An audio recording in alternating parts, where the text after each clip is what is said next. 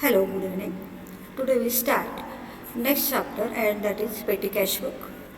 So we have prepared two column cash book and now next point of our syllabus is petty cash book. So what is petty cash book?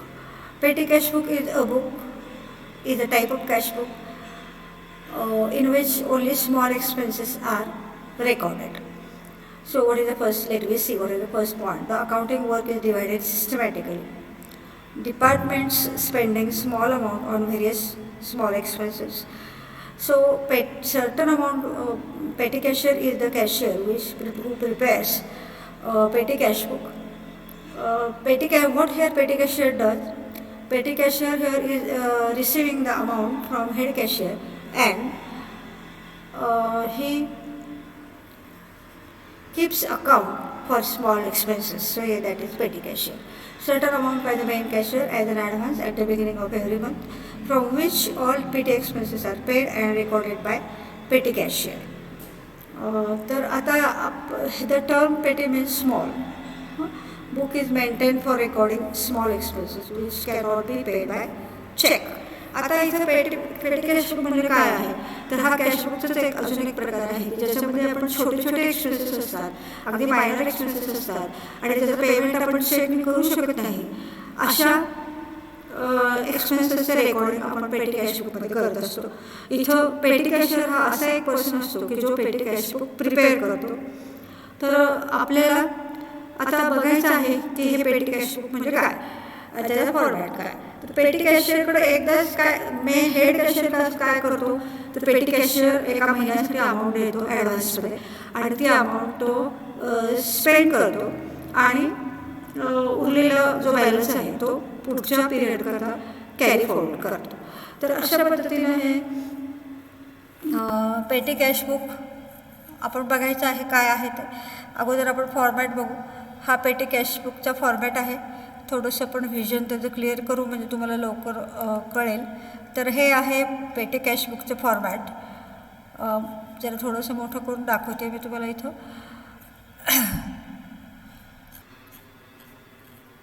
Format आपण बघूया काय आहे. हा format of analytical पेटी cash book आहे. Analytical पेटी cash बुकच आपण तयार करायचं आहे. तर ह्याच्यामध्ये आता बघा इथं 1 2 3 4 5 6 कॉलम्स हे फिक्स असतात आणि त्याच्यानंतर जसे एक्सपेन्सेस असतात तसे कॉलम करायचे असतात. म्हणजे कसं बघा हा पहिला अमाऊंट रिसिव्ह आहे. आता ह्याच्यामध्ये काय होतं रिसिप्ट साईड फक्त अमाऊंट रिसिव्ह होत असते आणि रिसिप्ट साईडला एकच अमाऊंट येते आणि परत बॅलन्स जो असते तो एक रिसिप्ट साईड येतो. त्यामुळे रिसिप्ट साईडला आपण हे ॲक्च्युली आपण काय करत असतो हे डेबिट आणि क्रेडिट असंच असतं पण क्रेडिटचे जास्त असतात त्याच्यामुळं अमाऊंट रिसिव्ड हा पहिला कॉलम आहे. इथं ही रिसिप्ट साईड आहे आणि त्याच्यामध्ये हे जे आहे जेवढी त्याला महिन्याला अमाऊंट मिळते तो इथं रेकॉर्ड करतो.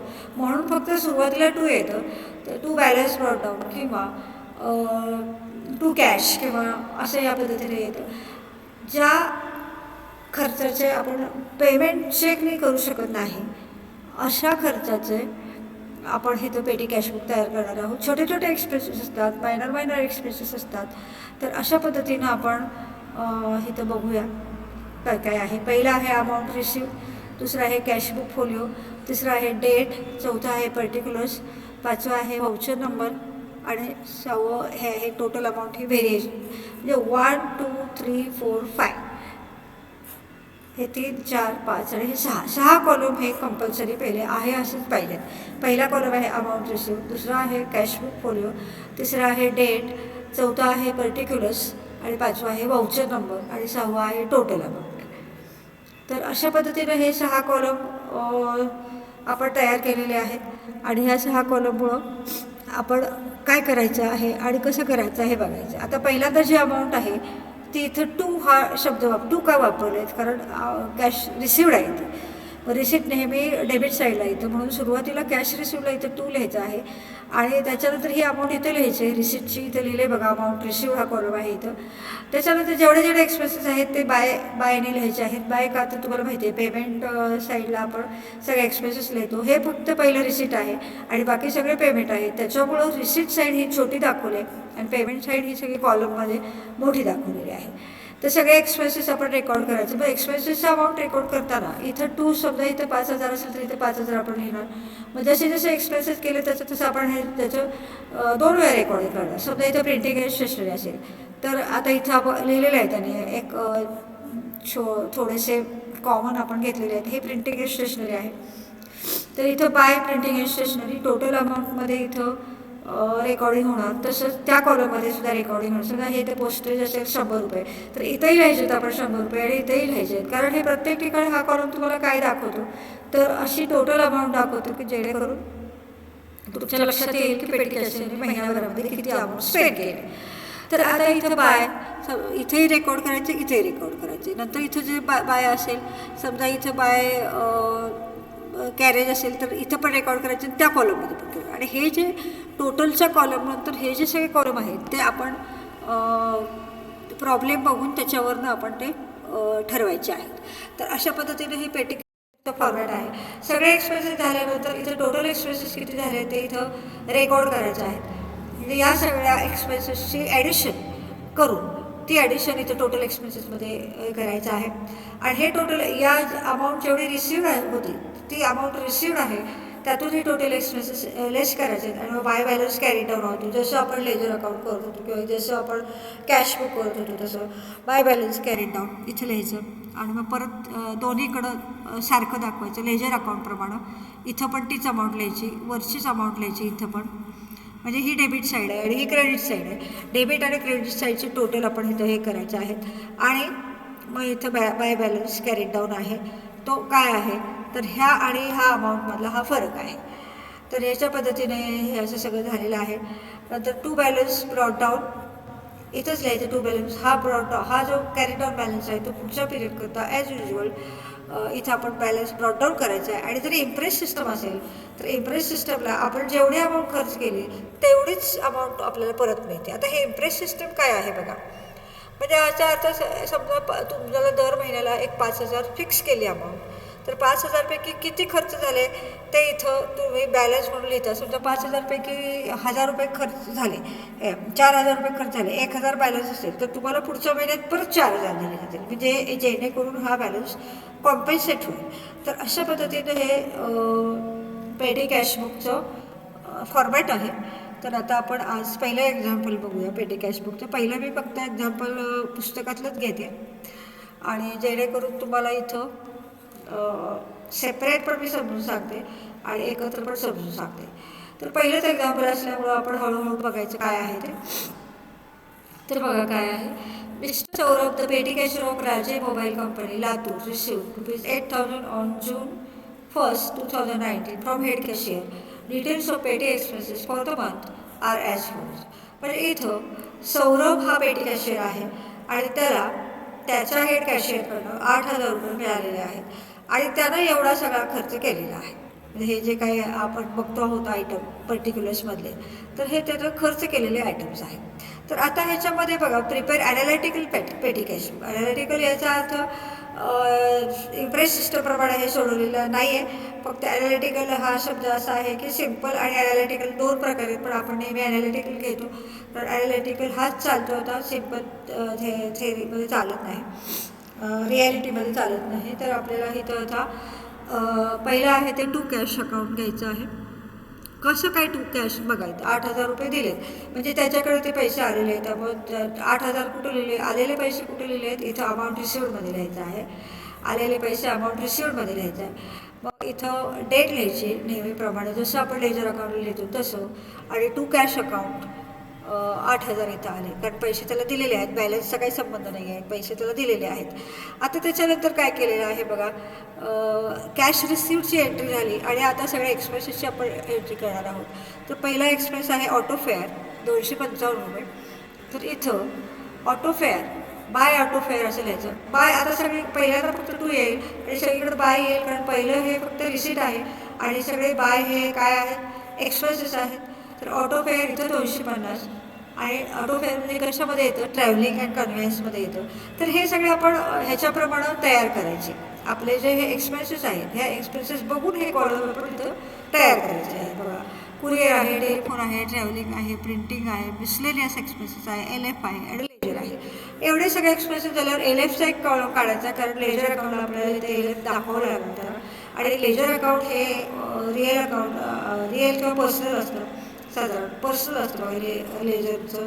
तर ते इथं येतं. आणि नॉमिनल अकाउंट सगळे ओळीने इथं कॉलम काढायचे, नंतर LF काढायचा आणि नंतर इथं हे लेजर अकाउंट काढायचं आहे. म्हणजे लेजरमध्ये पर्सनल किंवा रिअल अकाउंट संबंधित असलेले खर्च केलेले असतील किंवा रिसीव्ह झालेले असतील, तर ते इथं आपल्याला लिहायचं आहे. तर आता ऑटो फेअरला 255 रुपये आपण स्पेंड केले, तर ते इथं पण लिहायचं आणि इथं पण लिहायचं आहे. म्हणजे टोटल कॉलममध्ये पण लिहायचं आहे आणि ट्रॅव्हलिंग आणि कन्व्हेन्समध्ये पण लिहायचं आहे. त्याच्यानंतर आहे बघा कुरिअर एक्सपेन्सेस. कुरिअर एक्सपेन्सेस 60 रुपये, तारीख 3, तर इथं डेट 3, कुरिअर एक्सपेन्सेस टोटल कॉलममध्ये पण लिहायचं आहे. आणि कुरिअरचं आपण पोस्टेज, आता पूर्वी पोस्टेजच फक्त लिहायचं, पण आता आपण कुरिअर आणि पोस्टेज असं लिहायचं आहे. मग कुरिअर एक्सपेन्सेस हे 60 रुपये इथं पण लिहायचे आणि त्या कॉलममध्ये पण लिहायचं. तसंच पुढचा जो एक्सपेन्स आहे, पुढचा काय आहे बघा एक्सपेन्स, पोस्टल स्टॅम्प परचेस्ड. तर इथं पोस्टल स्टॅम्प्स परचेस्ड हे 210 रुपये आहे. तर इथं आपण आता बाय पोस्टल स्टॅम्प डेट लिहायची, बाय पोस्टल स्टॅम्प लिहायचं, कारण ही पेमेंटची एंट्री आहे. टोटल कॉलमध्ये पण लिहायचं आणि इथं पोस्टेजमध्ये पण लिहायचं. त्याच्यानंतर आहे बघा स्टेशनरी आहे. पुढचं आहे ते इरेझर, पेन, पेन्सिल परचेस्ड. हे सगळे बाय लिहायचं, बाय इरेझर, पेन, पेन्सिल 525 रुपये टोटल कॉलममध्ये पण येणार आणि स्टेशनरी कॉलममध्ये पण येणार. टोटल कॉलममध्ये पण येणार आणि हा स्टेशनरीचा कॉलम आहे बघा इथं, हा प्रिंटिंग स्टेशनरी, तिथं पण येणार. तर अशा पद्धतीने प्रत्येक ट्रान्झॅक्शन रेकॉर्ड करत जायचं आहे. पुढचं काय आहे बघा स्पीड पोस्ट चार्जेस आहे 198 रुपये. तर इथं स्पीड पोस्ट चार्जेस आहेत 198 रुपये. By speed post charges 198 total कॉलममध्ये पण आहे आणि पोस्टेजमध्ये येणार. त्या प्रकारचा खर्च त्या कॉलममध्ये आपण रेकॉर्ड करायचा आहे आणि टोटल कॉलममध्ये रेकॉर्ड करणं हे कंपल्सरी आहे. त्याच्यानंतर आहे बघा टॅक्सी फेअर. आता इथं आहे टॅक्सी फेअर 390 रुपये. इथं बाय टॅक्सी फेअर 390 रुपये. आणि परत ट्रॅव्हलिंगमध्ये पण येणार किंवा कन्व्हेन्समध्ये येतो तो, ट्रॅव्हलिंग आणि कन्व्हेन्स दोन्ही. आता ट्रॅव्हलिंग म्हणजे माहिती आहे तुम्हाला, bus fare, railway fare, air fare. आणि एअर फेअर काय ह्याच्यामध्ये येणार नाही, कारण ते मोठं असतं. बस फेअर किंवा रेल्वे फेअर इथे येऊ शकतो, ते छोटं आहे, साधारण 500 रुपयेपर्यंत, 500 ते 600 रुपयेपर्यंत. आणि कन्व्हेन्सचा अर्थ काय होतो, तर आपण एखाद्या एम्प्लॉईला बाहेर एखादं काम सांगितलं, तो बाहेर गेला तर त्याला खर्चाला आपण पैसे देतो, तो कन्व्हेन्समध्ये येतो. तर आता इथं बघा बाय स्पीड पोस्ट झालं, टॅक्सी फेअर इथं पण आलं आणि ट्रॅव्हलिंग आहे हे. त्याच्यामुळे ट्रॅव्हलिंग आणि कन्व्हेन्स दोन्ही कॉलम एकत्र घेतले तरी चालतात, सेपरेट घेतले तरी चालतात. इथं हार्ड अँड फास्ट रूल नाही आहे. त्याच्यानंतर आहे बघा रिफ्रेशमेंट. 8 तारखेला रिफ्रेशमेंट 850 रुपये. इथं 8 तारीख येणार, बाय रिफ्रेशमेंट येणार, टोटल कॉलममध्ये पण येणार. आणि इथं कुठल्या कॉलममध्ये घेतले बघू आपण, मिसलेनियसमध्ये घेतलेले आहेत. आणि रिफ्रेशमेंट हा मिसलेनियसमध्ये घेतला आहे 850. कन्व्हेन्समध्ये घेतला तरी चालतो, मिसलेनियसमध्ये घेतला तरी चालतो. असं काही हार्ड अँड फास्ट रूल नाही आहे त्याला, फक्त त्याला हिशेब बरोबर देणं महत्त्वाचं आहे. त्याच्यानंतर आहे बघा फोटोकॉपी चार्जेस पेड. झेरॉक्स आहे, झेरॉक्सचं सुद्धा त्यांनी कसं केलं बघा, झेरॉक्स बाय इथं बाय फाईल्स 1 मिनिट. हा रिफ्रेशमेंट झालं, ऑटो फेअर झालं 310 रुपये. आणि खालचे ट्रान्झॅक्शन घेतलं एकदम. ऑटो फेअर आहे 310 रुपये. ऑटो फेअर म्हणजे कन्व्हेन्स आणि ह्याच्यामध्ये येतं. तर हे ऑटो फेअर इथं पण बघायचं आहे 310. आणि परत ट्रॅव्हलिंग आणि कन्व्हेन्समध्ये आहे. त्याच्यानंतर बाय रजिस्टर्ड पोस्ट चार्जेस म्हणजे टोटलमध्ये पण येणार आणि त्या कॉलममध्ये पण येणार. त्यानंतर फाईल्स आहेत, फाईल्स टोटलमध्ये येणार, स्टेशनरीमध्ये येणार. त्याच्यानंतर कार्टेज आहे, कार्टेज याचा अर्थ भाडं. किंवा आता रेल्वे प्लॅटफॉर्मवर आपण जो खर्च करतो कुलीला वगैरे देतो तर ते कॅरिंग चार्जेससारखं असतं. तर ते कार्टेज आहे 65, हे 65 त्याने टोटल कॉलमध्ये पण घ्यायचं आहे आणि मिसलेनियस कॉलमध्ये पण घ्यायचं आहे. त्याच्यानंतर आहे बघा, मी आता तिथे तुम्हाला दाखवलं कारण हे सगळे एकदम तिथे येणार आहेत. कार्टेज झालं. Computer stationery purchase 1650. इथं सुद्धा आता कम्प्युटर स्टेशनरी टोटलला पण दाखवायचं आहे आणि इथं मला वाटतं तरी स्टेशनरीमध्ये दाखवलेलं आहे, प्रिंटिंग स्टेशनरीमध्ये. त्याच्यानंतर आहे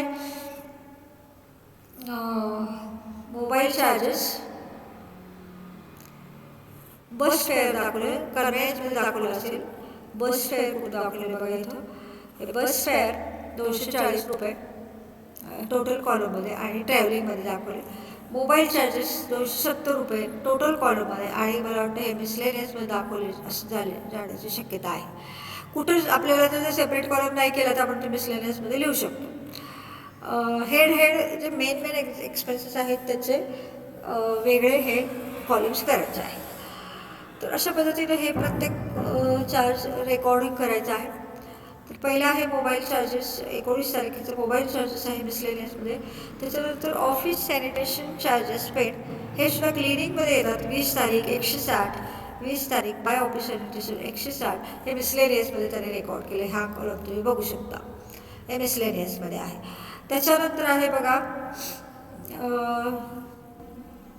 रिफ्रेशमेंट झाल्यानंतर मोबाईल चार्जेस झाले, सॅनिटेशन झाले, रिफ्रेशमेंट पण त्यांनी मिसलेनियसमध्ये दाखवले. 2 वेळा आलं रिफ्रेशमेंट. परत इथे एकदा रिफ्रेशमेंट आहे 450, परत 450 रिफ्रेशमेंट आहे. त्याच्यानंतर आहे बघा फोटोकॉपी चार्जेस पेड, झेरॉक्स मिसलेनियसमध्ये दाखवले तरी इथं 270 आणि मिसलेनियसमध्ये मला वाटतं हे दुसऱ्या कॉलममध्ये आहे. टेलिफोन एक्सपेन्सेसमध्ये फोटो सेटिंग चार्जेस कसं काय टेलिफोनमध्ये दाखवलं तरी टेलिफोनमध्ये नाही दाखवता येणार हे, ठीक आहे तरी दाखवले आता. पण हे जे आहे फोटो सेटिंग चार्जेस जे आहेत ते स्टेशनरीमध्ये तरी जायला पाहिजे किंवा मिसलेनियसमध्ये जायला पाहिजे माझ्या म्हणण्याप्रमाणे. पण तरी दाखवलं तर तुम्ही पण दाखवू शकता, तुम्हाला मार्क कमी होणार नाहीत. आता इथे कुरिअर एक्सपेन्सेस आहे, पोस्टेज आहे हे टोटलमध्ये पण आणि पोस्टेजमध्ये पण. त्याच्यानंतर अपलोडिंग चार्जेस आहेत 170, जसं इथं दिलेलं आहे बघा. अपलोडिंग चार्जेस कुरिअर आहेत ते पोस्टात जातात. त्याच्यानंतर अपलोडिंग चार्जेस आहेत ते मिसलेनियसमध्ये घेतलेलं असावं असं मला वाटतं. हां, मिसलेनियसमध्ये घेतले. हा जो कॉलम आहे हा मिसलेनियसचा कॉलम आहे. आणि त्याच्यानंतर शेवटचं जे ट्रान्झॅक्शन आहे ते 150 रुपयाचं बस फेअर 150 रुपयाचं आहे. तारीख 30, इथं तारीख 30, बस फेअर 150 आणि परत इथं ह्याच्यामध्ये ट्रॅव्हलिंगमध्ये घेतलेले असणारे तरी ट्रॅव्हलिंग आणि कन्व्हिनियन्स 150. तर अशा पद्धतीनं आपण प्रत्येक एक्सपेन्सेस हा टोटलमध्ये दाखवलं आहे आणि त्याच्या रिस्पेक्टिव्ह कॉलममध्ये दाखवलं आहे.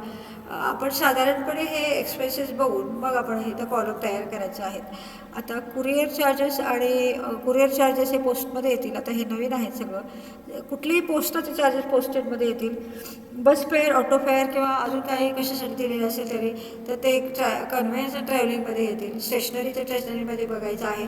क्लिनिंग चार्जेस किंवा रिफ्रेशमेंट वगैरे हे त्यांनी इथं मिसलेनियसमध्ये घेतले. असे काही हार्ड अँड फास्ट रूल त्याला नाही आहे. एखादा एक्सप्रेस तुम्ही इकडं तिकडं दाखवला तर त्याचा काही प्रॉब्लेम नाही आहे. तर आता ह्या सगळ्या ह्याची टोटल आपण केलेली आहे इथं. त्या सगळ्याची टोटल आली आहे 6550. आपल्याला मिळाले होते 8000. मग आपण जसं लेजर अकाउंट पोस्टिंग करतो तसंच पोस्टिंग करायचं आहे. 8000 इथं त्याची टोटल आली 8000 आणि इथं ह्याचा हा खर्च झाला आहे 6550. तो 8000मधून लेस केला तो बॅलन्स होतो 1450.